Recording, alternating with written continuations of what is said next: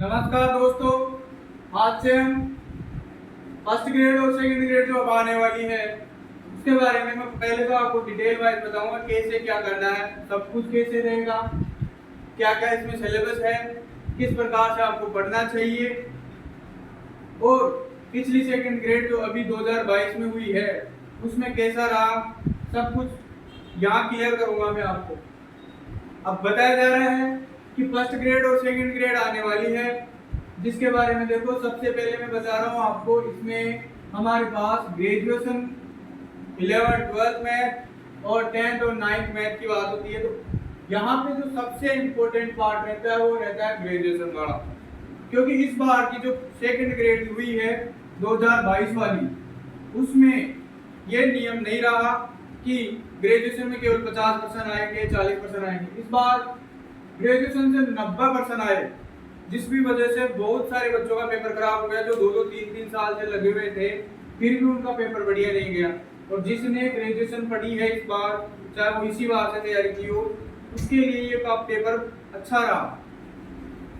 हर बार ऐसा रहता था कि ये जो रेशियो था वो हर भर्ती में चलता रहता था, इस बार अलग किया आरपीएससी ने, और जैसे ही ये सब अलग हुआ सबके लिए खतरनाक साबित हो गया। अब मैं आपको क्या कहूँगा कि सबसे पहले जरूरी है ग्रेजुएशन का पढ़ना। ग्रेजुएशन को आप जितना पढ़ सकते हो उतना पढ़ना चाहिए। मैंने खुद ने ग्रेजुएशन पढ़ी थी और वो भी लास्ट के 1.5 महीने में पढ़ी थी। और वो क्यों पढ़ी? क्योंकि उससे पहले सेकंड ग्रेड के पहले फर्स्ट ग्रेड का पेपर हुआ। उस फर्स्ट ग्रेड के पेपर में जो ये नियम रहता था रेशियो वाला, ग्रेजुएशन और 12th 11th वाला पार्ट का, वो चेंज कर दिया गया था। तब से मैंने सोच लिया कि क्या पता सेकंड ग्रेड में भी कर दे। तो उसी टाइम से मैंने केवल 1-1.5 महीने से ही ग्रेजुएशन पे ध्यान दिया और बार बार इसके पर्सन किए, बहुत सारे पर्सन किए, प्रैक्टिस बहुत ज़्यादा की मैंने। उसी की वजह से मेरे जो है सेकंड ग्रेड में मैथमेटिक्स का पेपर जो 40% का रेशियो है वो क्लियर रहा। नहीं तो लोगों ने जिसने 11th 12th और 10th 9th जो बच्चे आईआईटी करे हुए थे 2-3 साल से लग रहे थे, उनसे भी नहीं हो पाया। क्योंकि यहाँ पे क्या किया आरपीएससी ने, जो 10th और 9th का जो क्वेश्चन दिए वो दिए थे कम, लेकिन वो भी बड़े लेंथ ही दिए। अगर कोई बच्चा इन प्रश्नों को कर रहा था तो उनके लिए ये दिक्कत हो गई कि टाइम नहीं बच पा रहा था, पर्सन हो रहा था, एक पर्सन को 3-4-5 मिनट लग रही थी। इसी प्रकार 11th 12th में भी ये रखा उन्होंने, पर्सन कम दिए उन प्रश्नों को कुछ को बढ़ा दिया, लेंथी टाइप के दे दिए। लेकिन सबसे बड़ी चीज रही जिनकी ये क्लियर थी ग्रेजुएशन, उनके लिए बहुत ज्यादा फायदेमंद रहा पेपर। तो उसमें ग्रेजुएशन में आपके पास जो पेपर में है सेकंड ग्रेड और फर्स्ट ग्रेड में लगभग सेम है किताबें, 8-9 किताबें हैं उसमें आएगी।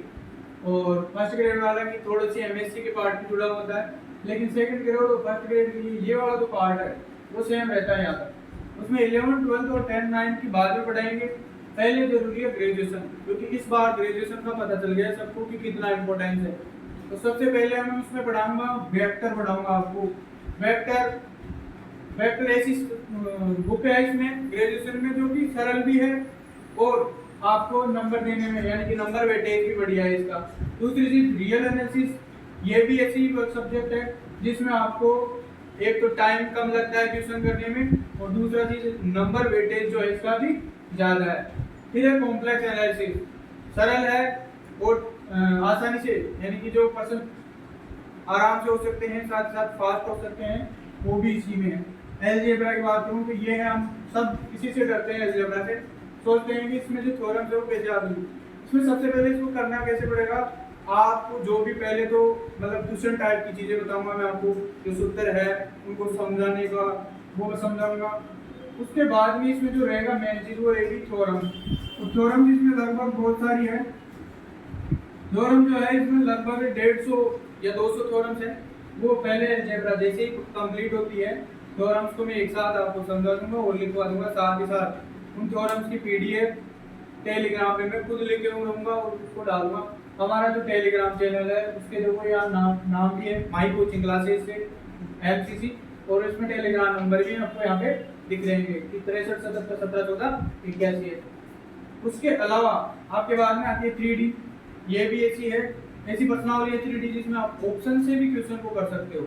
और सबसे बड़ी चीज़ यही होती है, अगर गणित में आपको ऑप्शन से कोई क्वेश्चन हो रहा है तो वो सबसे बेटर है, क्योंकि गलत होने के चांस बहुत कम हो जाते हैं। डायनामिक्स एक ऐसी सब्जेक्ट जिसमें थोड़ा सा हार्ड पड़ेगा, लेकिन इसमें भी कुछ पार्ट्स यानी कि इसके पहले दो तीन जो टॉपिक है डायनामिक्स के वो सरल है, वो करेंगे। और बाद में क्या क्या है उसको जो है सीधा याद रखना है वो बताऊंगा। न्यूमेरिकल एनालिसिस यही किताब है जिसको आप नहीं पढ़ो तो भी पार पड़ जाएगी, क्योंकि ये एक ऐसी किताब है जो आपको बताओ तो बीएससी सेकेंड ईयर में जब आप पढ़ते हैं तो वहाँ पे आती है कैलकुलेटर वाइज, जिसमें आपको अलग से कैलकुलेटर ले जाने के लिए अलाउड रहता है एग्जाम में। तो वो जब ये पर्सनल कैलकुलेटर के थ्रू ही नहीं कर पाते हैं तो वहाँ पे तो बिना कैलकुलेटर हो ही नहीं सकती। इस वजह से इसको बहुत कम पढ़ते हैं, और ना ही पढ़े तो अच्छा है। हाँ, इसमें कुछ सूत्र है जिनको याद कर लेना, वो मैं बता दूंगा आपको। दूसरी चीज कैलकुलस, ये कैलकुलस भी 11th-12th पर आधारित है। हाँ, यहाँ पे थोड़ा सा बढ़ जाता है, जहाँ पे यहाँ पे केवल हमने 12th तक तो पढ़ाता है कि सिंगल समाकलन होता है, लेकिन इसमें यहाँ पे डबल समाकलन, ट्रिपल समाकलन तक चली जाती है। और लीनियर प्रोग्रामिंग ये भी सही है किताब। इसमें भी आपको क्या है कि 11th-12th में पढ़े हुए हो, ग्राफ के द्वारा जो प्रश्न निकाले जाते हैं वो तो है ही है। इसके बाद में जो है कुछ थ्योरम्स के बारे में संबंधित है इसमें, वो समझा देंगे। कुल मिलाकर ये है कि ग्रेजुएशन जो जितनी इंपॉर्टेंट है उतना पार्ट 11th-12th का नहीं है। हाँ, 11th-12th में भी आपको ज़्यादा ध्यान देना है। 10th और 9th में ना ही पढ़ो, या फिर पढ़ो तो केवल सूत्र पढ़ के जाओ, थोड़ी बहुत प्रैक्टिस करके जाना है। मेन चीज़ है ग्रेजुएशन और 11th-12th। 11th-12th में आपको लेवल से पढ़ना है, प्रैक्टिस बहुत करनी है। अगर हो सके तो एसआर सेन की किताब बहुत बढ़िया किताब है, मैंने वही ली थी। और मैं कोशिश करूंगा कि आपको जितने हैं तो क्वेश्चन करा सकता हूँ यहाँ पे, मैं यहाँ पे भी कराऊंगा। तो इसमें जो है एक पार्ट जो 20 नंबर का 20 क्वेश्चन आते हैं वो है शिक्षण विधियों का। शिक्षण विधियाँ एक थ्योरेटिकल पार्ट है। यहाँ पे भी एक चीज़ होती है कि हमें शिक्षण विधियों के क्वेश्चन करते हैं तो हमारे पास ऑप्शन में ऐसा लगता है कि ये भी सही है, ये भी सही है, तो वहाँ पे आपको वही पसंद करने चाहिए जो आपको आ रहे हैं, बिल्कुल कंफर्म पता है कि ये सही है इसका आंसर। अगर फिर आपके पास लगे कि यार 40% भी नहीं हो रहे तो फिर तुक्का लगाए, अन्यथा छोड़ दे उनको, क्योंकि यही बाद में जाकर के घातक साबित होते हैं। तो अब आने वाले आज से मैं आपको ये बता दिया हूँ मैंने कि कैसे क्या क्या करेंगे। कल से मैं आपको सबसे पहले वेक्टर पढ़ाऊंगा। वेक्टर को कैसे पढ़ेंगे हम कि इसमें क्या क्या है टॉपिक, पहले तो टॉपिक, फिर पहला टॉपिक उसका टॉपिक के बारे में उसको समझाएंगे और फिर उसके संबंधित प्रश्न कराएंगे। ऐसे ही ये कार्य आगे बढ़ता रहेगा। और वेक्टर को साथ में 12th में भी वेक्टर है तो पहले ग्रेजुएशन वाले वेक्टर कराएंगे और उसके बाद में 12th की ग्रेजुएशन जो 12th की वेक्टर है वो दोनों एक साथ हो जाएगी, फिर रियल कराएंगे, फिर आगे धीरे धीरे कराएंगे। तो सबसे पहले स्टार्ट करेंगे हम वेक्टर कल से। तो आप जो है ज़्यादा से ज़्यादा अपने दोस्तों के पास शेयर करना हमारे चैनल को, और ये बताना कि फर्स्ट ग्रेड और सेकंड ग्रेड की यहाँ पे फ्री यूट्यूब चैनल पे पूरा कोर्स फ्री में कराऊंगा मैं आपको, तो जरूर अपने दोस्तों को बताना। साथ ही साथ चैनल को सब्सक्राइब कर लेना ताकि जो भी मैं नया वीडियो डालूं आपके पास उसकी सूचना मिल जाए। धन्यवाद।